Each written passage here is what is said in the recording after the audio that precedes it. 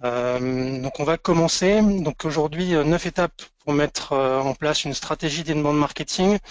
Je vais rentrer directement dans le sujet. Donc je me présente, je suis Christian Neff. Je suis le fondateur de Markentive. On est une agence d'inbound marketing basée à Paris. Donc mon background, moi j'ai des expériences en marketing traditionnel et en marketing digital pour des grands groupes, principalement dans le domaine de la santé. J'ai aussi occupé des postes de vente et des postes de manager commercial. Donc j'ai investi le segment de l'inbound marketing en France depuis 2012. Donc je fais partie des pionniers de l'inbound marketing en France. Et je donne notamment des conférences sur le sujet. Je suis speaker content marketing, inbound marketing, et de plus en plus marketing automation aussi, qui est un vrai sujet d'actualité pour nombre d'entre vous.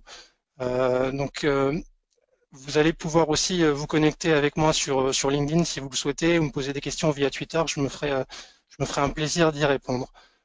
Markentive, donc juste pour nous présenter rapidement, on existe depuis fin 2012.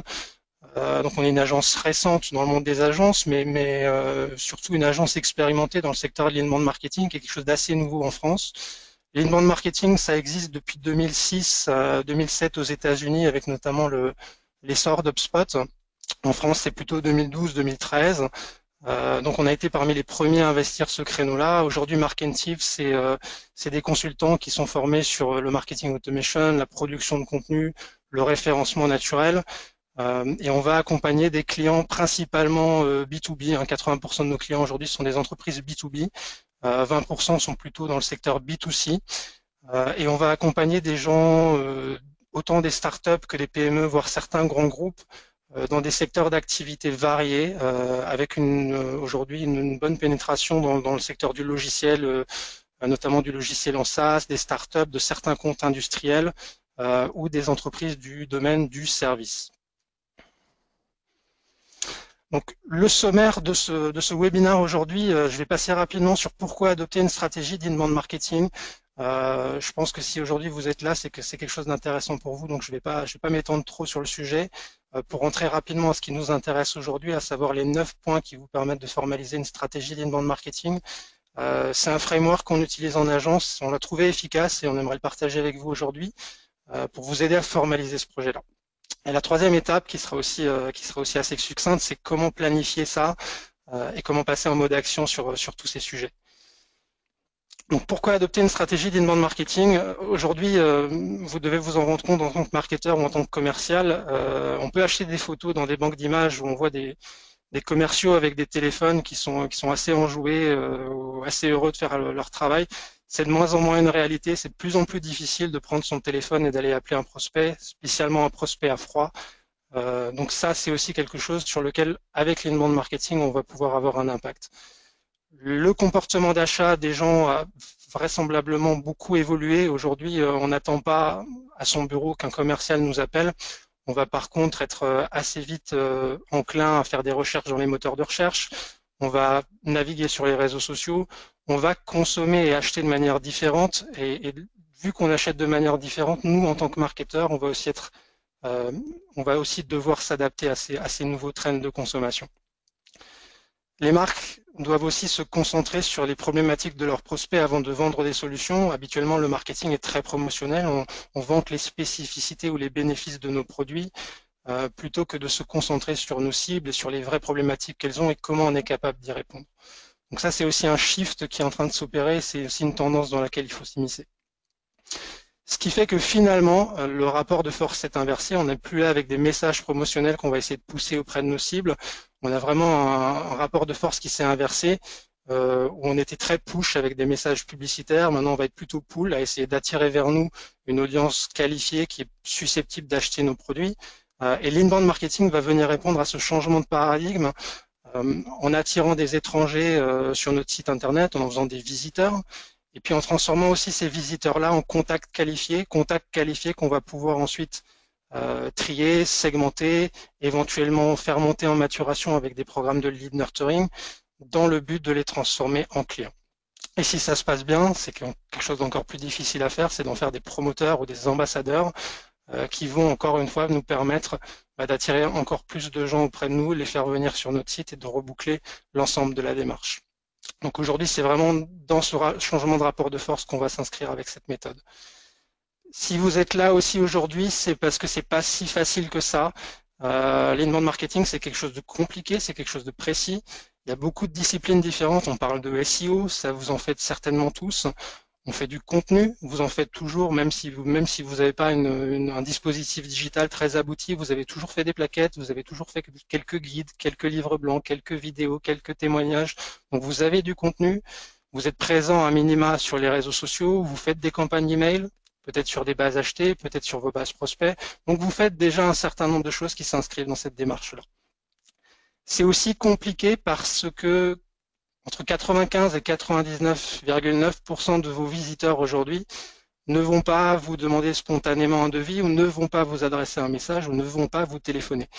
Ça ne veut pas dire qu'ils vous aiment pas, ça veut dire qu'ils ne sont pas prêts à entrer dans une démarche commerciale avec vous. Il peut y avoir 1000 raisons à ça, peut-être qu'ils sont pas prêts, peut-être qu'ils n'ont pas compris, peut-être qu'ils sont pas suffisamment éduqués, peut-être qu'ils n'ont pas de budget. Et l'inbound marketing va aussi permettre d'aller parler à tous ces gens-là, avec des messages différents, avec des messages spécifiques qui vont nous permettre d'adresser ces problématiques-là. Donc l'inbound marketing, c'est quelque chose de compliqué. On a vu tout à l'heure que l'objectif était de transformer des étrangers en visiteurs, en contacts, en clients, en ambassadeurs. Et on y retrouve tout un tas d'outils que vous faites aujourd'hui. Vous avez des formulaires, vous avez éventuellement des landing pages, vous avez un CRM, vous faites du SEO, vous avez un site internet. Donc vous faites un peu tout ça. Et finalement, vous faites peut-être pas de l'inbound marketing ou peut-être pas de manière complètement efficiente. Et l'objectif de tout ce framework, c'est de vous donner les clés pour aller dans le bon sens et prioriser vos actions pour avoir plus d'impact et plus de résultats. Donc vous avez déjà commencé à mettre en place des actions, vous faites plusieurs de ces choses-là. Demain, vous allez certainement aussi accélérer sur ces leviers. Vous allez faire plus d'emails, vous allez faire des emails qui vont s'adresser à des segments spécifiques, donc des emails plus personnalisés. Vous allez diffuser des articles de blog qui sont sur des sujets peut-être awareness, découverte, alors qu'auparavant vous faisiez des articles qui étaient plutôt promotionnels pour annoncer vos salons, vos webinars. Vous allez faire de l'AdWords sur des landing pages pour des téléchargements de livres blancs, etc., etc. Donc vous allez faire tout ce que vous faites aujourd'hui, vous allez continuer à le faire peut-être différemment et vous allez aussi faire plus de choses nouvelles. Certains d'entre vous vont aussi également s'intéresser au marketing automation. On parle HubSpot, Marketo, Pardot, Eloqua. Donc ça, c'est les grands outils du segment. Peut-être que vous l'avez déjà implémenté, vous avez peut-être un Pardot qui vous permet d'envoyer vos newsletters, mais vous n'exploitez pas l'ensemble du spectre de leurs fonctionnalités. Donc ça, c'est aussi quelque chose qu'il va falloir penser, et ça peut être aujourd'hui un vrai challenge pour les entreprises d'intégrer cette logique-là et aussi de la faire fonctionner avec vos outils de CRM. Vos ressources ne sont, on regarde ça, pas illimitées, hein, donc il va falloir, on a beaucoup de choses qu'on peut faire. On peut faire du contenu, de l'automation, du SEO, etc., etc. Pour être efficace, il va aussi falloir prioriser ces ressources-là de manière à pas trop se disperser et finalement de ne pas avoir le résultat escompté. Donc il y a aussi une vraie notion de planification et d'allocation de ressources derrière ça. C'est difficile parce que vos prospects sont tous différents. Il y en a qui sont matures, il y en a qui sont pas matures, il y en a qui sont intéressants pour vous, il y en a qui le sont moins. Donc il va falloir construire des messages et puis les adresser à la bonne personne au bon moment, ce qui rend les choses difficiles. Vous allez aussi avoir à faire face à des challenges internes avec vos dirigeants, avec vos managers, dans le sens où ils ont des contraintes stratégiques et financières. C'est intéressant de créer un nouveau levier de croissance avec l'inbound marketing, mais en attendant, il faut faire du chiffre d'affaires à court terme, à moyen terme, à long terme. Donc ça, c'est quelque chose avec lequel vous allez devoir composer. Vous allez aussi devoir travailler avec des commerciaux ou avec des directions commerciales. Donc on a toujours eu le sentiment quand même que le marketing et les ventes n'étaient pas habitués à collaborer ou à fonctionner ensemble, autant sur le plan organisationnel que technologique. Donc ça, c'est vraiment un débat qu'il va falloir clore et vous allez devoir vraiment vous positionner pour que le marketing et les ventes renouent et puis collaborent ensemble au succès commercial de l'entreprise. Donc ça, c'est vraiment quelque chose sur lequel il va falloir travailler. Et vous êtes là, vous êtes enthousiaste et volontaire et vous ne savez pas forcément par où commencer. Donc l'objectif qu'on va avoir à travers ce webinaire, c'est de vous repasser avec vous les 9 étapes qu'on a définies en agence pour vous aider à formaliser cette démarche, à construire un plan d'action et à activer de manière logique, pragmatique tous ces leviers. Donc les 9 points qu'on a mis en place à l'agence Markensive pour vous aider à mettre en place une logique d'inbound marketing. Il y a un premier point qui concerne le contexte et l'état des lieux. Le deuxième point, c'est les objectifs et les KPI. Le troisième point, c'est les buyer persona. Le quatrième point, c'est la stratégie de content marketing. L'approche SEO SEA. Éventuellement, en point 6, on va avoir des ajustements design et techniques de votre site internet. C'est un élément à prendre en compte. 7, l'utilisation des réseaux sociaux. 8, la notion de lead nurturing and marketing automation. Et 9, ce qu'on appelle le service level agreement et l'alignement sales, donc faire fonctionner encore une fois le marketing et les ventes ensemble. Donc ces 9 points, et puis un 10e point qui sera l'élément de planification et de gestion de projet qu'on va accoler à ça, va vous permettre de mettre en place une stratégie d'inbound marketing complète, pragmatique, efficace et documentée que vous allez pouvoir partager en interne et faire vivre. Donc le contexte et l'état des lieux, c'est un niveau de réflexion qui arrive en premier en se disant d'où est-ce qu'on part, où est-ce qu'on veut aller et quelles sont les spécificités de notre marché. Qu'est-ce que ça veut dire? C'est-à-dire que vous avez certains marchés où vous avez besoin de faire beaucoup d'awareness, donc beaucoup d'évangélisation, beaucoup d'éducation de vos prospects, parce que c'est un marché qui est nouveau, c'est pas forcément un marché qui est mature. Vous allez avoir des marchés où vous avez une concurrence qui est forte, et là, du coup, vous allez devoir aussi trouver un moyen de vous différencier. Si vos concurrents font déjà de l'inbound marketing, vous voyez ce qu'ils font, voyez qu'est-ce qui est bien, qu'est-ce que vous pouvez récupérer, voyez aussi comment vous pouvez vous démarquer de ce qui est proposé par ailleurs. Vous partez pas de zéro, vous avez un site internet et vous avez une performance marketing existante, vous avez peut-être des salons qui marchent bien, vous avez peut-être des webinars qui marchent bien, vous avez peut-être des campagnes email qui sont efficaces. C'est intéressant de me prendre ces éléments-là, d'y réfléchir et de se dire comment je vais pouvoir aussi digitaliser cette partie-là. Vous avez aussi les contenus qui sont disponibles, vous avez peut-être des brochures, vous avez peut-être des livres blancs, vous avez peut-être des guides qui vont pouvoir être mis au service de cette logique d'inbound marketing. Pour vous donner un exemple, si vous êtes par exemple un fournisseur de l'énergie, donc vous êtes un fournisseur d'énergie ou d'électricité, vous pouvez avoir une stratégie d'inbound marketing, mais elle sera quand même sensiblement différente de celle d'un logiciel innovant en SaaS, dans le sens où vous êtes sur un marché qui est a priori mature, vous avez des concurrents qui vont être solides et reconnus, vous allez avoir des concurrents avec des budgets marketing importants, et aujourd'hui vos clients sont aussi déjà équipés, dans le sens où ça sert à rien de les évangéliser pour leur dire achetez de l'électricité parce que c'est utile et ça va vous permettre d'allumer des lampes. Ça, c'est quelque chose d'acquis, mais vous allez devoir vous différencier. Vous n'allez pas pouvoir vous battre sur les mêmes leviers que vos concurrents et vous allez devoir mettre en place des contenus qui sont originaux et vous dire, plutôt sur des contenus qui vont permettre de comparer des coûts, comparer des fonctionnalités, de mettre en avant les spécificités de votre offre. Donc, c'est important d'avoir une vision systémique de votre marché, de votre écosystème et de vos concurrents avant de rentrer dans le détail de à qui vous parlez, qu'est-ce que vous allez leur dire. Un deuxième point qui est fondamental, c'est la notion d'objectif et de KPI. Donc, par KPI, on entend indicateur clé de performance en anglais, un Key Performance Indicator. C'est un élément important parce que ça va vous permettre aussi de savoir où est-ce que vous en êtes et où est-ce que vous allez et d'inscrire ça dans une notion de performance qui est utile. Un framework qui est souvent utilisé en termes d'objectifs, c'est le framework SMART, pour spécifique, mesurable, acceptable, réaliste et défini dans le temps. C'est une recette qui est connue, qui est simple, mais ô combien efficace. Donc, si vous n'avez pas d'objectif, vous avez peu de chances d'y arriver. C'est ce qu'on dit souvent à l'agence. Donc, choisissez des objectifs et essayez de vous y tenir. C'est pas sûr que vous allez les atteindre, mais ça vous permettra de vous situer par rapport à la performance attendue.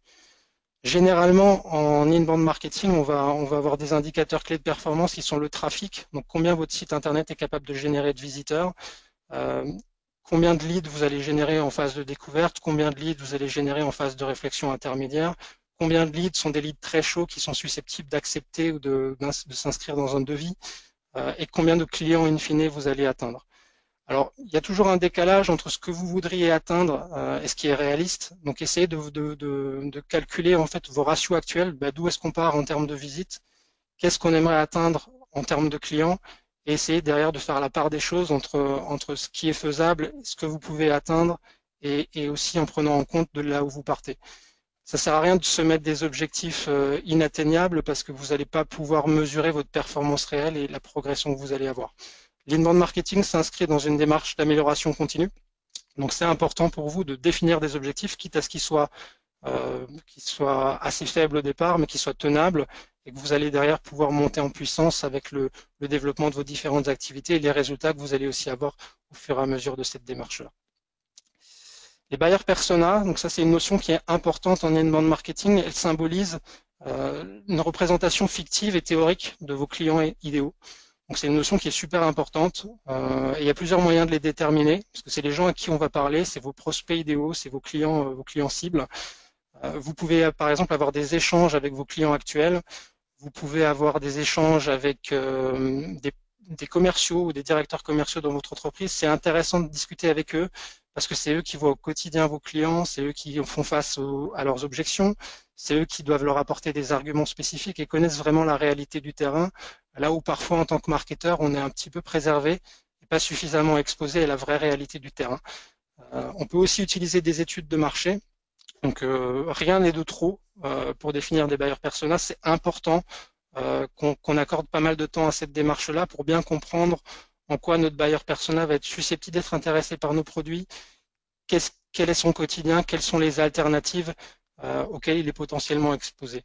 L'idéal est ensuite de formaliser ces buyer persona-là dans un outil comme ceux qu'on utilise en agence, avec les notions démographiques de vos buyer persona, les challenges et les problèmes qu'ils peuvent rencontrer, les solutions qu'ils utilisent aujourd'hui, et peut-être que les vôtres sont des alternatives qu'il va falloir promouvoir et pour lesquelles il va falloir éduquer. Il y a très régulièrement aussi une notion de risque. Aujourd'hui, j'ai quelque chose qui fonctionne. Qu'est-ce qui fait que demain, je vais utiliser votre produit ou votre solution? Donc, vous allez aussi être capable, aussi être obligé finalement de challenger le statu quo et de les amener dans un état de réflexion. Ils vont se dire, finalement, c'est intéressant de réfléchir à ça et finalement, je vais choisir cette solution et finalement, je vais vous choisir vous plutôt que quelqu'un d'autre. Donc, on a différents niveaux de réflexion et bien comprendre le buyer persona. C'est une notion essentielle pour pouvoir adresser les bons contenus à la bonne personne au bon moment. Ne choisissez pas non plus 18 buyer persona, vous n'aurez pas les ressources pour aller produire le contenu pour eux. Essayez de vous focaliser sur 3 à 5 typologies de cibles majeures. On va penser souvent aux dirigeants d'entreprise, aux directions des achats, aux directions métiers, directions financières éventuellement. Donc essayez de bien mapper les interlocuteurs qui vont avoir du poids dans votre cycle d'achat. On a défini nos cibles. On va s'intéresser à un élément central du dispositif d'inbound marketing qui est le content marketing. Le content marketing, c'est le carburant de votre démarche inbound marketing. Vous avez beau avoir une super stratégie, si derrière vous n'avez pas les bons contenus, si vous n'avez pas la capacité de les produire, vous n'allez rien réussir à faire. C'est important du coup de construire un blog. Donc le blog va avoir l'avantage de vous positionner dans les moteurs de recherche, va avoir là aussi la possibilité d'aborder un sujet sous différents angles et de multiplier les prises de parole pour adresser tous vos buyer persona, mais aussi adresser tout leur niveau de maturité. On considère généralement 3 niveaux de maturité classiques. On a la partie awareness, donc là où on a un prospect qui est vraiment en prise de conscience d'un problème ou qui recherche une opportunité et qui va s'intéresser à des questions très générales et va être potentiellement intéressé pour télécharger un livre blanc, visionner des contenus éducatifs, télécharger des rapports, des benchmarks, des baromètres. C'est cette première étape de réflexion. On a une deuxième étape qu'on va appeler l'étape de considération, où un prospect il a une idée assez précise des différentes alternatives qui se présentent à lui. Et là, il va être un peu plus enclin à aller vers des dispositifs un peu plus engageants comme des webinars, des livres blancs avancés, des guides comparatifs. Et une troisième étape qui est l'étape du bas de l'entonnoir finalement, qui est la notion de décision. Donc on a un prospect qui a identifié son problème, qui a identifié les solutions potentielles à cela et qui maintenant doit vous choisir vous versus un concurrent avec une offre un peu équivalente. Donc là c'est intéressant de mettre en avant des études de cas clients, des démonstrations de votre solution, des comparatifs, donc tout ce qui va vous permettre de différencier l'offre A par rapport à l'offre B et derrière de gagner le marché. Donc dans une logique aussi de lead nurturing ou de marketing automation, on va avoir des contenus qui vont adresser toutes ces étapes-là et la mécanique qu'on va mettre en place va nous permettre d'adresser le bon contenu à la bonne personne au bon moment et éviter d'envoyer des contenus éducatifs à des gens qui sont matures et éviter d'envoyer des demandes de démo à des gens qui n'ont pas complètement identifié leurs problèmes. Donc c'est une caricature, mais aujourd'hui c'est ce qui se passe dans les entreprises où on va avoir par exemple 10 000 contacts en base et puis on va leur adresser à tous la même chose et le même message sans tenir compte vraiment de leur expérience client, de leur parcours ou de leur niveau de maturité. Donc bien identifier ces différentes étapes va vous permettre derrière d'avoir un discours qui est cohérent et qui est calibré. Contenu est roi. Donc souvenez-vous que si vous n'avez pas de contenu, vous n'avez pas d'inbound marketing, vous êtes obligé d'en produire. De même, demain, pour faire des notions de lead nurturing ou de marketing automation, on a besoin de contenu, on a besoin de matière. Pensez à vous démarquer de la concurrence, déterminez aussi des sujets prioritaires. Il y a plein de sujets potentiels qu'on peut aborder. Donc c'est important de vous dire qu'est-ce qui est prioritaire, qu'est-ce qui fait du sens. Discutez avec vos commerciaux pour les identifier. Variez les formats.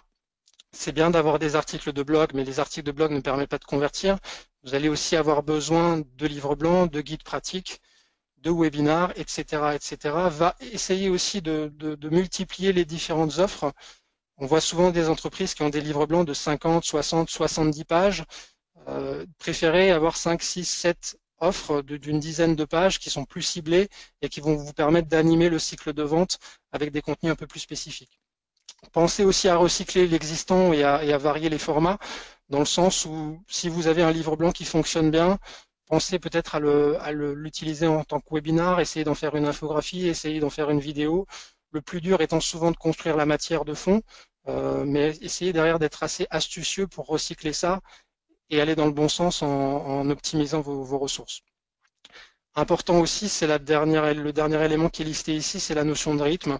Le content marketing, c'est quelque chose qui est impactant, c'est quelque chose qui prend du temps, c'est vraiment un métier. Gardez le rythme, même si au début les résultats sont pas forcément là. Lancer un blog, ça se fait pas en un jour. Votre premier livre blanc, si vous n'avez pas une grande audience, il va pas avoir un succès incroyable. C'est vraiment la répétition des actions et l'amélioration continue qui va vous permettre de mettre ce contenu-là au service de votre organisation. L'approche SEO-SEA, donc mettre les moteurs de recherche aussi au service de votre projet. Ça va être important d'utiliser les moteurs de recherche pour les mots-clés spécifiques pour être positionnés sur les requêtes de vos prospects. Donc là, on va définir généralement tout un tas d'expressions cibles sur lesquelles on a envie d'être visible et on a envie d'être positionné. Utiliser des outils, il y en a plusieurs. Vous pouvez utiliser la suite de Moz, vous pouvez utiliser SEMrush, vous pouvez utiliser les outils SEO qui sont proposés notamment par HubSpot. Ça va vous permettre de mesurer plusieurs éléments par rapport à ça. C'est le volume de recherche. Est-ce que ces mots-clés-là, est-ce qu'ils sont suffisamment utilisés par mes prospects, par mon marché? Et est-ce qu'ils sont difficiles en termes de positionnement? Plus vous avez des concurrents qui sont actifs en termes de référencement naturel, en termes de pratique SEO, plus ça va être compliqué pour vous de vous positionner sur ces éléments-là. Donc ça va être important pour vous de cibler des mots-clés qui sont recherchés et qui ne sont pas forcément complexes, dans le sens où vous allez pouvoir gagner rapidement du trafic et essayer de vous positionner en termes de visite et d'audience sur les mots-clés qui sont importants pour vos cibles. Ensuite, c'est important également de prioriser vos actions.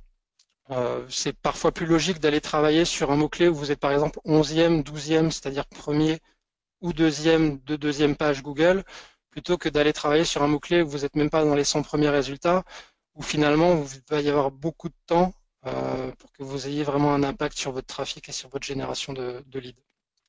Donc prenez tout ça en considération, mettez tous vos mots-clés couchés sur le papier dans des outils, voyez ce que ça donne. Voyez aussi aujourd'hui les positions sur lesquelles vous êtes déjà positionné et essayez d'optimiser ça dans le long terme. Le SEO, c'est une démarche qui prend du temps, mais c'est celle qui va vous permettre aussi d'avoir les meilleurs rapports de coût au lead sur le long terme et sur le moyen terme. Il ne faut pas non plus être sectaire. On peut faire de l'AdWords, on peut faire de l'achat d'espace.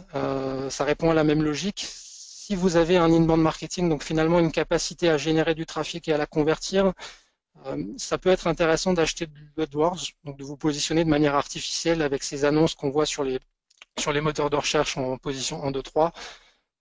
Donc d'avoir la capacité de générer des leads directement via l'AdWords parce que votre dispositif de conversion est efficace et vous dites ça prend du temps d'avoir du SEO, je vais aller acheter du trafic artificiel parce que je sais que derrière je vais générer tant de leads qui vont me faire tant et tant de leads qualifiés qui vont me générer tant et tant de clients. Donc mettez l'AdWords au service de votre inbound marketing et voyez ça comme un élément de synergie. Sur le long terme, en termes d'audience, là vous avez deux graphes. Vous avez le premier graphe qui présente les visites d'un site internet. La courbe verte représente le référencement naturel, la courbe turquoise représente les réseaux sociaux, la courbe bleue représente le trafic direct et la courbe jaune représente le trafic issu des sites référents. Donc ça, c'est une plateforme sur laquelle on a essayé de déployer un dispositif d'inbound marketing. Donc vous voyez bien que à l'été 2014, on faisait autour de 5000 visites par mois. 2 ans après, on en fait à peu près 30 000. Et l'élément qui va vraiment exploser en termes de génération de trafic et de visites, c'est vraiment le référencement naturel. Donc si vous avez une logique qui est pas de bloguer, qui est vraiment d'acheter de l'AdWords, vous allez être prisonnier de cette acquisition d'espace artificiel et vous n'allez pas pouvoir profiter de cette acquisition de leads qui deviennent de moins en moins chères grâce au référencement naturel. La deuxième courbe présente l'évolution en termes de contacts générés. Donc on voit très bien que si les leads générés par des méthodes de type trafic direct, SEO, référencement payant augmentent, elles augmentent pas dans les mêmes proportions que ce qu'on peut observer avec le référencement naturel. Donc le référencement naturel doit rester une priorité pour vous, même si à court terme, vous voyez que ça ne va pas forcément avoir un impact important d'un point de vue business. Sur le long terme, c'est toujours ce qui vous favorisera et vous fera réussir. Les ajustements techniques et web design. Alors votre site internet, il est important qu'il soit pensé pour l'inbound marketing. Donc il y a de fortes chances aujourd'hui que vos sites internet existants soient un site vitrine, donc un site où on va présenter des caractéristiques de vos produits, des caractéristiques de votre entreprise, donc il va être assez promotionnel et malheureusement pas orienté pour un visiteur de type inbound qui est à la recherche de solutions, qui se pose des questions, qui veut évaluer votre offre. Il y a aussi tout un tas de contraintes dans le cadre de l'inbound marketing pour générer et convertir du trafic. Donc vous devez avoir un site internet qui est optimisé pour les mobiles. Donc c'est important, aujourd'hui c'est plus de la moitié du trafic est issu de smartphones ou de dispositifs mobiles. Il doit aussi être optimisé pour le référencement naturel. Donc l'optimisation mobile va avoir un impact sur le référencement naturel, mais on a aussi tout un tas de facteurs sur le site qui vont permettre de l'optimiser pour les moteurs de recherche. Donc le SEO, avec à savoir la vitesse de chargement des pages, le codage de certains éléments comme les métatitres, métabalises, métadescriptions, la présence des balises H1 et H2 sur vos différentes pages. On va voir souvent des sites d'entreprise où on va avoir des titres de pages qui sont nos services, notre entreprise, notre expertise, notre histoire. Et finalement, aux yeux de Google, ce wording-là est très générique et ne permet pas de vous référencer sur des thématiques de niche, des thématiques ciblées qui sont pourtant les vôtres. Donc pensez à utiliser les mots sur lesquels vous souhaitez être référencé. Optimisez votre site pour les visiteurs. Ça sert à rien de mettre vos mots-clés partout. Au bout d'un moment, ça va être désagréable pour vos visiteurs qui vont comprendre l'astuce. Essayez de trouver un juste milieu entre une optimisation pour les moteurs de recherche et une optimisation pour vos visiteurs. Pensez à optimiser également la conversion en mettant des call to action, donc des puces qui vont diriger les visiteurs vers des pages de destination, en mettant en valeur vos formulaires, en pensant directement l'entonnoir de conversion directement à travers vos pages web. Donc c'est important pour vous de vous positionner avec un site internet qui est efficace et pensé pour l'inbound marketing. Ça peut se faire avec quelques ajustements si vous avez une base WordPress ou une base de site web qui est administrable et qui est saine. Ça peut demander une refonte. Si vous avez un site internet qui est vieillissant, qui a des problèmes de gouvernance, qui est difficilement administrable, qui n'est pas compatible mobile, tous les efforts que vous allez pouvoir faire derrière vont être minimisés ou en tout cas limités en termes de performance si le socle de départ n'est pas complètement optimal.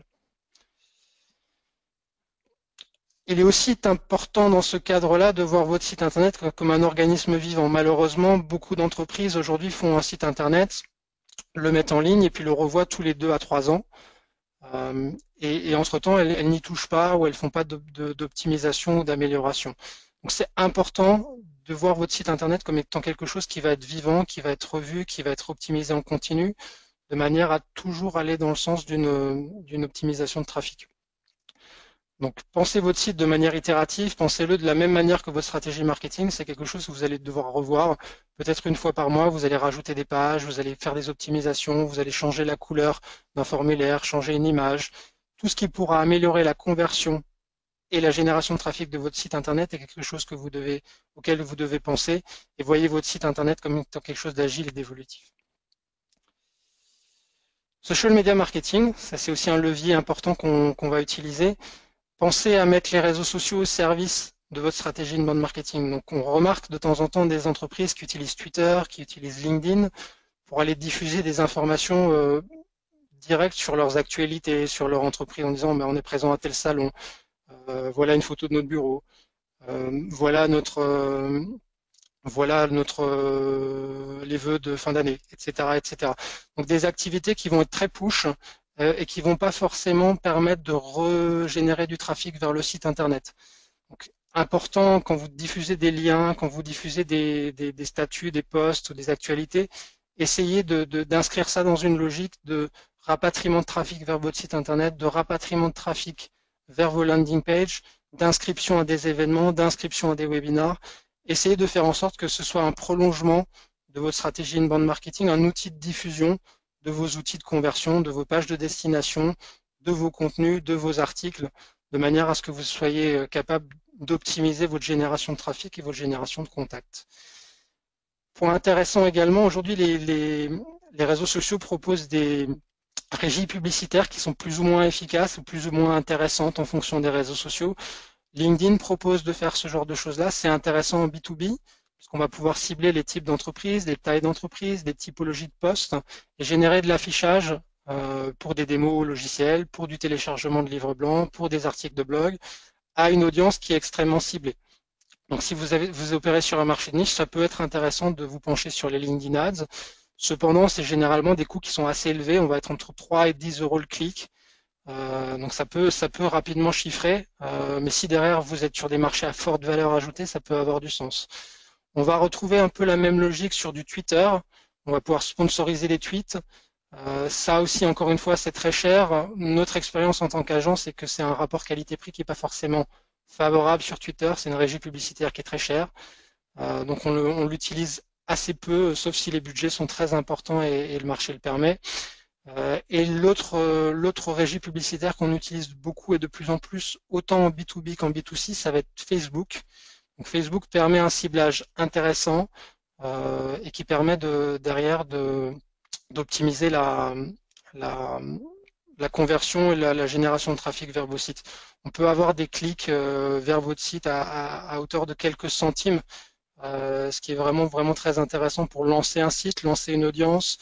Aussi tester vos annonces, essayez de tester vos landing pages, tester vos accroches, tester vos messages en sponsorisant des posts et vous allez voir ce qui fonctionne et ce qui ne fonctionne pas. Le lead nurturing, alors ça pourrait être un sujet à part entière et c'est un sujet qu'on abordera dans le cadre d'un webinaire complet. Lead nurturing et marketing automation, donc c'est un sujet qui est assez important et assez récurrent et qui doit être adapté en fonction de vos typologies de leads et en fonction des segments que vous avez identifiés en amont. En inbound marketing, on va avoir différents types de circuits. Donc ça, c'est une vision très simplifiée de la démarche. On va générer du trafic et ce trafic-là va être converti en lead. Alors on va avoir différentes typologies de leads qui vont être générées. On va avoir habituellement des leads qui sont très qualifiés. On va les appeler MQL pour Marketing Qualified Lead. Ces leads-là sont des leads qui sont, par exemple, qui viennent de remplir une demande de démo, qui viennent de remplir une demande de contact, qui viennent de remplir une demande pour être mis en contact avec un expert. Donc c'est des leads qui doivent être rapidement traités par les ventes et c'est des leads généralement qui ont un potentiel de closing assez élevé. Donc on les appelle des leads qualifiés par le marketing et généralement dès qu'ils sont générés, on les transmet directement aux ventes par le biais du CRM. Donc on les envoie directement dans le CRM, on va les attribuer à quelqu'un et vont essayer d'être traités le plus rapidement possible. Et puis on a toute une autre typologie de leads, encore une fois, qui devront être segmentés et déterminés. Ça peut être des leads qui ont téléchargé un livre blanc, c'est des leads qui se sont abonnés à votre newsletter, c'est des leads qui sont existants dans vos bases de données. Donc tous ces leads-là, ils vont être de différents types, ils vont correspondre à différents buyers persona, ils vont avoir des niveaux de maturité qui sont assez variables. Donc là, on a besoin de marketing automation et on a besoin, pour certains d'entre eux, de leur proposer des programmes de maturation adaptés. Certains leads vont aussi être directement abandonnés, dans le sens où si vous vous rendez compte que c'est un étudiant, que c'est un concurrent, que c'est un buyer persona qui est vraiment pas intéressant pour vous parce que c'est une entreprise qui fait moins d'1 million d'euros de chiffre d'affaires et votre segment cible c'est entre 50 et 100, vous allez automatiquement exclure ce contact-là de vos programmes de maturation. Et puis ceux qui sont potentiellement intéressants pour vous, vous allez les intégrer dans une logique de nurturing. Donc ça peut être une séquence de 3, 4, 5 emails qui va être graduelle, qui va être conditionnelle et qui va par exemple proposer à un visiteur qui s'est identifié de télécharger un nouveau livre blanc, d'assister à un webinar, de télécharger une étude de cas, de visionner une vidéo, tout ce qui va vous permettre de transformer un lead qui a priori n'a pas un comportement d'acheteur en un lead qui est prêt à l'achat.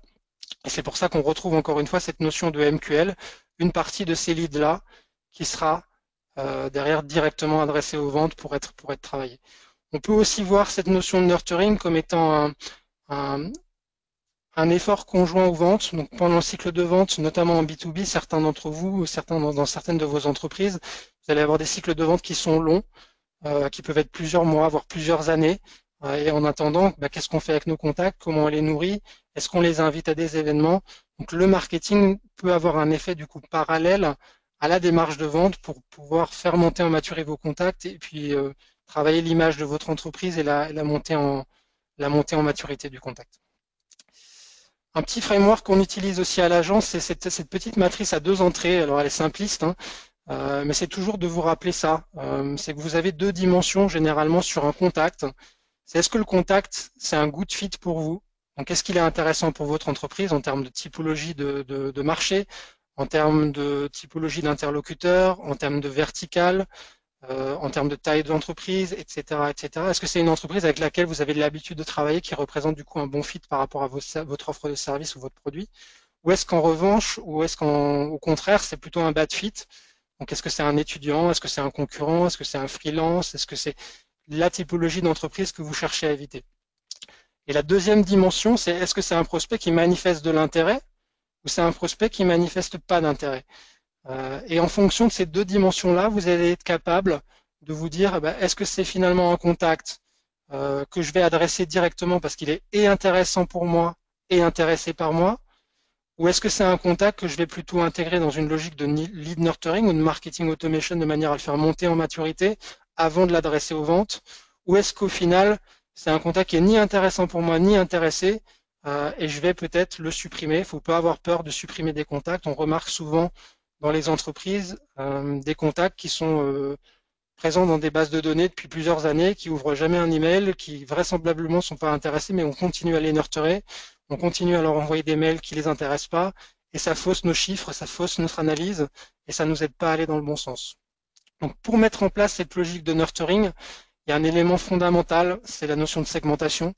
On est obligé de savoir à qui on parle.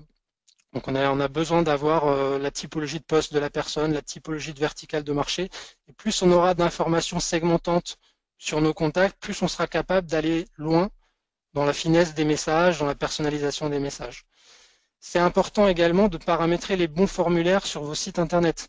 Si vous avez 3 champs qui sont nom, prénom, entreprise, email, vous n'allez pas être capable d'adopter derrière une logique de marketing automation intéressante. Parce que le nom, le prénom ou l'email ne sont pas des informations qui vont vous permettre de segmenter des contacts. Important également en fonction de ces informations-là, c'est d'utiliser un système de scoring qui est approprié. Qu'est-ce qu'un contact mature? Qu'est-ce qu'un contact qui n'est pas mature? De paramétrer une logique de synchronisation CRM et d'alerte au niveau des commerciaux qui est adaptée. Donc ça va être important et utile de mettre en place un écosystème technologique qui est continu entre vos logiques de lead nurturing marketing automation d'un côté et vos logiques de CRM et d'adressage commercial de l'autre. Donc priorisez aussi vos top thématiques, donc vos thématiques importantes et vos personas, et gardez tout l'ensemble de ces éléments-là à jour dans un Excel, parce qu'une fois que vous avez paramétré votre outil de marketing automation et de synchro CRM, c'est assez opaque, c'est difficile de vous rappeler des règles que vous avez mis en place. Essayez de garder des documents de référence dans des outils traditionnels comme Excel ou PowerPoint en parallèle de ça. Donc nous, ce qu'on utilise en agence, c'est qu'on a plusieurs documents et je vous en présente rapidement certains. C'est que par exemple, on va définir des propriétés de contact qui sont importantes dans le cadre de notre lead nurturing et de notre stratégie. C'est de définir par exemple la verticale de votre secteur d'activité avec des segments qui sont intéressants pour vous.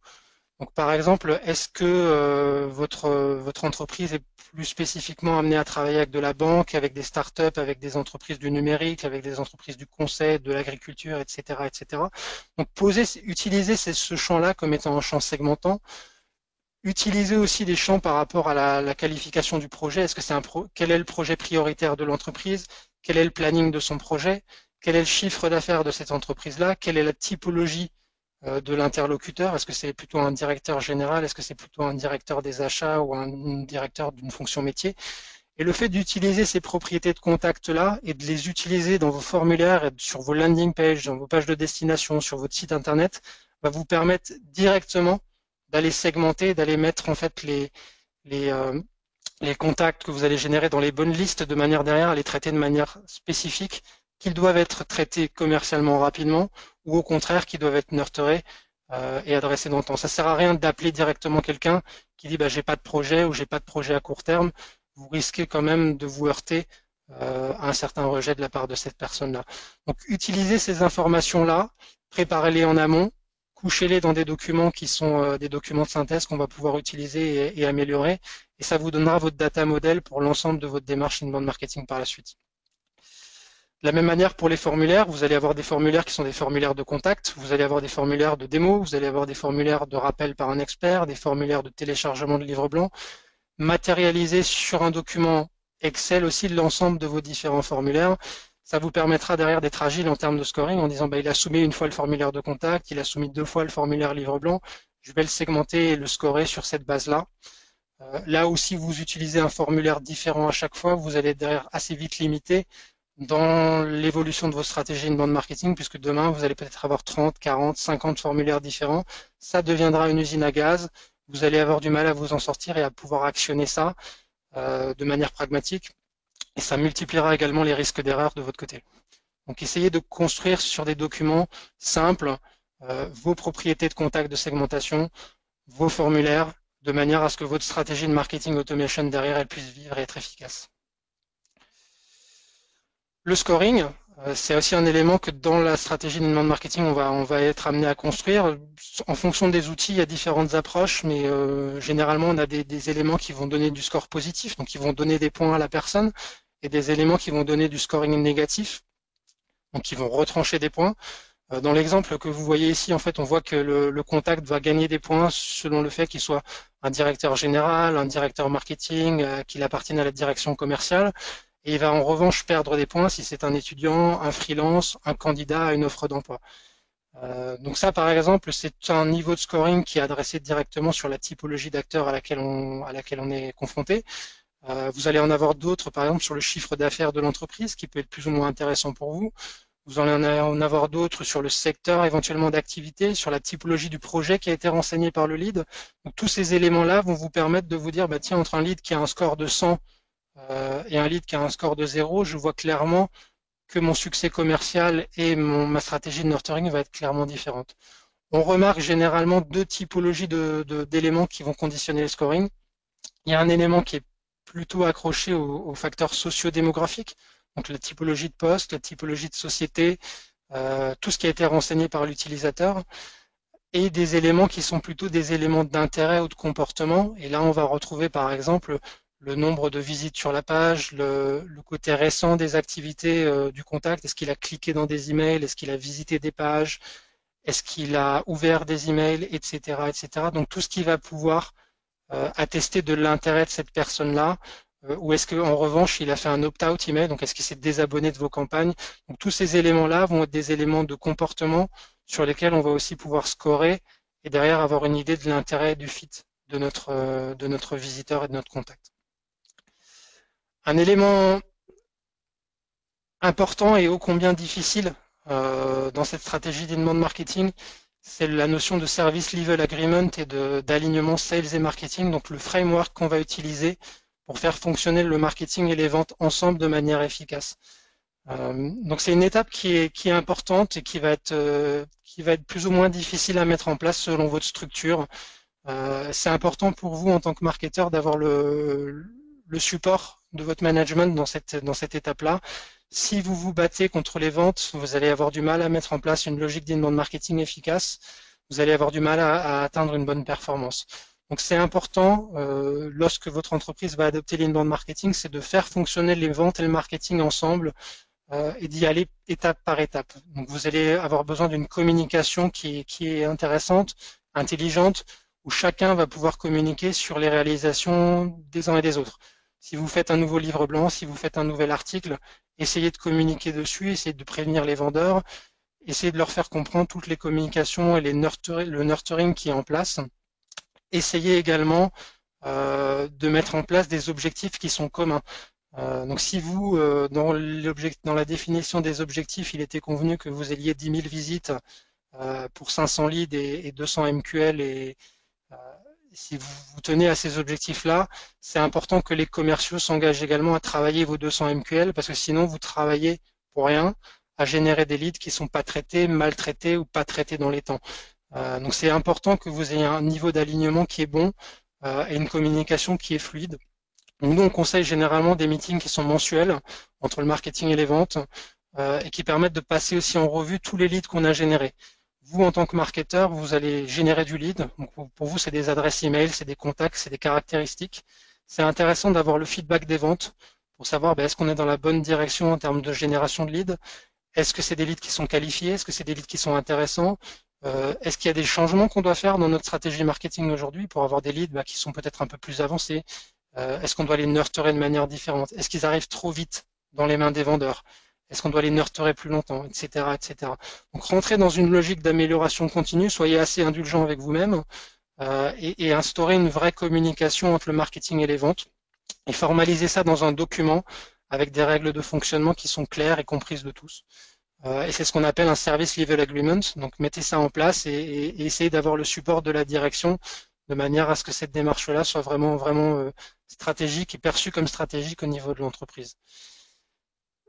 Au niveau du CRM, on va aussi être capable, directement avec le marketing automation, de mettre des alertes spécifiques, de mettre des relances spécifiques, de créer des tasks dans des CRM comme Salesforce ou autres, qui vont permettre aussi d'être la traduction technologique de ce SLA en se disant, voilà, je vais générer un lead qualifié pour toi dans le CRM, tu dois le traiter sous 48 heures, sinon il est automatiquement transmis à un autre commercial, par exemple.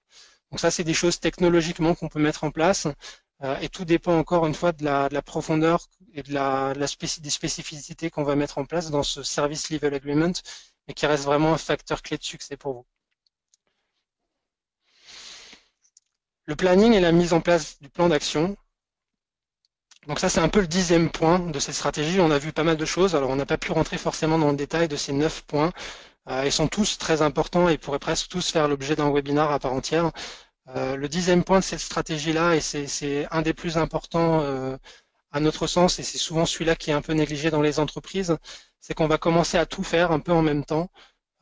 Et on n'a pas cette notion graduelle et d'amélioration continue qui est pourtant ô combien efficace. Vous avez vu préalablement, je vous ai présenté un certain nombre de documents comme les propriétés de contact, comme les typologies de formulaires. Donc vous pouvez créer un document de ce type-là pour l'ensemble des 9 points. Donc vos objectifs, créer un fichier Excel avec ça. Vos buyer persona, vous pouvez créer une fiche telle que celle qu'on vous a présentée pour chaque buyer persona. Votre stratégie de contenu doit aussi être documentée dans un fichier Excel avec vos articles de blog awareness, vos articles de blog considération, vos articles de blog plutôt décision, et aussi l'ensemble des contenus premium qui vont être gatés derrière des formulaires ou derrière des landing pages. Ce qui va être également important, c'est l'approche SEO, donc lister l'ensemble de vos mots-clés, l'ensemble des mots-clés sur lesquels vous êtes susceptible de bider d'un point de vue AdWords. Planifiez également l'ensemble des ajustements design et techniques que vous avez prévus sur votre site internet. Généralement, on va les inscrire dans le temps en disant les ajustements qui sont plutôt à court terme, à moyen terme ou à long terme. Listez aussi le framework de votre activité social media, quelle typologie de post on va utiliser réseau social par réseau social. Mettez en place aussi vos logiques de lead nurturing directement dans des fichiers Excel et matérialisez votre SLA dans des documents qui sont bien renseignés. Donc une fois que vous avez mis ces 9 points en action, mettez-les dans un fichier Excel et documentez-les également dans un fichier PowerPoint et gardez ça comme étant votre plan d'action pour l'ensemble de votre dispositif inbound marketing. Prévoyez également une notion de campagne. Donc, on va pouvoir écrire des articles de blog sur plein de sujets, on va pouvoir écrire des livres blancs sur plein de sujets différents. C'est important de travailler par thématique et par thématique prioritaire. Donc, fonctionner par campagne en disant on va lancer une campagne sur le sujet A, et elle va comporter un livre blanc, elle va comporter un webinar, elle va comporter une infographie, elle va comporter 6 articles de blog. Donc, prévoyez de fonctionner en mode campagne avec une date de démarrage et une date de fin. Et prévoyez également dans ce cadre-là d'y assigner des responsables. Une personne va peut-être se charger du contenu, une personne va se charger des réseaux sociaux, une personne va se charger du marketing automation. Et mettez des personnes qui sont en charge des différents éléments au cours de ce dispositif-là. On conseille également en agence d'utiliser des logiciels de gestion de projet. Il y en a plusieurs, mais ça va par exemple être des logiciels comme Trello, qui vont permettre d'avoir une gestion de projet qui est facilitée, qui est fluidifiée. Mettez toutes les actions dans cet outil-là et assignez les différentes tâches à différentes personnes. Comme ça, vous allez pouvoir définir les tâches, assigner des responsables et lancer les différentes actions en phase avec les priorités de chaque élément. Donc ça, c'est vraiment un outil qu'on utilise. Il permet de travailler en collaboratif et permet vraiment de responsabiliser les différents acteurs. Et dans votre entreprise, vous allez avoir différents acteurs qui vont intervenir. Des gens du côté marketing, des gens du côté de la production de contenu, éventuellement des commerciaux, où chacun va être à un moment acteur de la production d'un article, de la production d'un contenu ou de la mise en place d'un dispositif dans les moteurs de recherche. Donc, on arrive au bout du temps. On a déjà dépassé pas mal. Ce qui est important aussi de vous rappeler, c'est les comportements qui sont importants pour réussir en inbound marketing. Sortez de votre zone de confort. Donc, si c'est trop facile, c'est qu'a priori, c'est sûrement pas efficace. Essayez de toujours apprendre de vos résultats et de vos chiffres. Donc, si vous mettez en place une landing page qui convertit à 20%, une landing page qui convertit à 5%, essayez d'en tirer des conclusions et d'impacter des nouvelles actions dans vos prochaines campagnes et essayez de travailler en équipe. Vous travaillez peut-être avec une agence, vous travaillez avec les ventes, essayez de tirer un maximum de valeur ajoutée de l'ensemble des actions qui sont mises en place et ne perdez pas de vue vos objectifs parce que c'est ce qui va vous permettre de savoir si vous êtes sur la bonne route ou si des ajustements doivent être mis en place. Et avant de conclure ce webinaire, donc on aura un prochain webinaire qui sera le 23 mars et qui portera sur les 6 critères pour choisir une agence d'inbound marketing. Pour aller un peu plus dans le détail, vous pouvez, n'hésitez pas à contacter un de nos consultants ou un de nos experts à l'agence. Vous pouvez également télécharger cette présentation-là, va vous être envoyée. Vous allez pouvoir également télécharger le guide des 9 étapes pour mettre en place votre stratégie d'inbound marketing. On a également quelques formations qui sont prévues sur le mois de mars, donc une formation d'initiation sur l'inbound marketing qui se déroule pendant une journée qui aura lieu le 22 mars, une formation sur l'utilisation d'HubSpot qui aura lieu le 24 mars, et on propose également pour les gens qui sont en réflexion sur HubSpot et sur le marketing automation, un petit déjeuner démo qui aura lieu le 14 mars à l'agence Marketive.